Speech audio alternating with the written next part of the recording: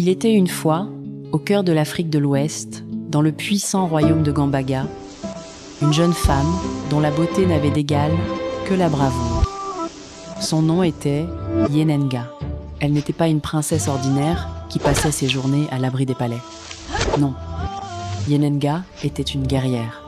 Dès son plus jeune âge, son père, le roi Nédéga, avait décelé en elle une force peu commune.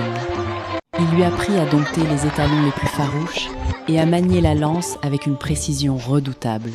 À 14 ans, elle dirigeait déjà les armées de son père contre les ennemis du royaume. Imaginez cette silhouette élancée, chevauchant un immense étalon blanc, galopant à travers la savane dorée. Le peuple l'admirait et les guerriers la suivaient sans hésiter. Pour son père, elle était son bras droit, son trésor, le souffle même de son royaume. Mais cette admiration était devenue une prison. Les années passèrent et Yenenga devint une femme accomplie. Elle sentait dans son cœur un vide que les victoires militaires ne pouvaient combler. Elle voyait les champs de mil se renouveler chaque saison, les oiseaux nicher et les familles s'agrandir. Un jour, elle alla trouver le roi et lui demanda la permission de se marier, de fonder sa propre famille. Mais le roi Nédéga, par égoïsme, refusa. Il craignait que si elle partait, sa force et sa protection ne quittent le royaume avec elle. Pour protester contre cette injustice, Yenenga décida de ne plus cultiver son champ de blé. Elle laissa les graines pourrir au soleil. Quand le roi l'interrogea, Père, elle répondit tu laisses avec ma sagesse. jeunesse se faner comme ce grain Père, que l'on n'a pas semé. Tu laisses ma jeunesse se faner comme ce grain que l'on n'a pas semé. Si le grain ne rencontre pas la terre, il ne pourra jamais donner la vie. Furieux de ce défi, le roi la fit enfermer. Mais on ne peut pas emprisonner le vent. Une nuit, avec la complicité d'un garde fidèle, Yenenga se déguisa en homme et s'échappa du palais sur son fidèle étalon blanc. Elle galopa vers le nord, s'enfonçant dans une forêt dense et sauvage, là où aucun homme du royaume n'osait s'aventurer. Elle chevaucha des jours et des nuits, bravant la faim et la fatigue, guidée par son désir de liberté. C'est au cœur de cette forêt mystérieuse qu'elle fit une rencontre qui allait changer le cours de l'histoire. Elle tomba sur un homme nommé Rial, un chasseur d'éléphants solitaire et courageux.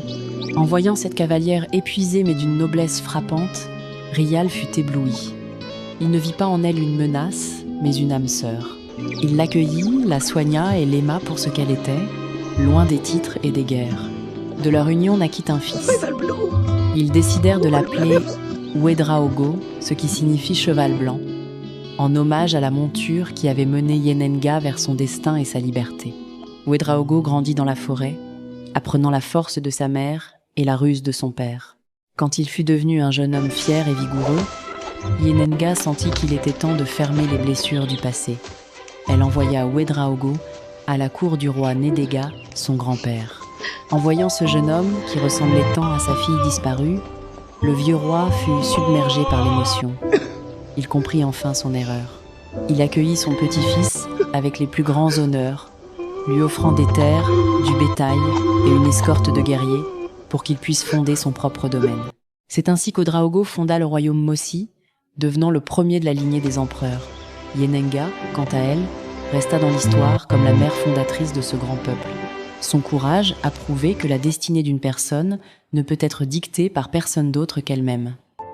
Aujourd'hui encore, quand le vent souffle sur les plaines du Burkina Faso, on dit que l'on peut entendre le galop de l'étalon blanc de la princesse qui a choisi de suivre son cœur plutôt que d'obéir à une cage dorée. Si cette histoire de courage et de liberté vous a inspiré, ne partez pas sans laisser une trace de votre passage. Et vous, auriez-vous eu la force de Yenenga de tout quitter pour suivre votre propre destin? Dites-le moi en commentaire, j'ai hâte de vous lire. Et pour ne manquer aucun de nos prochains voyages, au cœur des plus belles légendes, abonnez-vous et activez la cloche. À très vite pour une nouvelle histoire.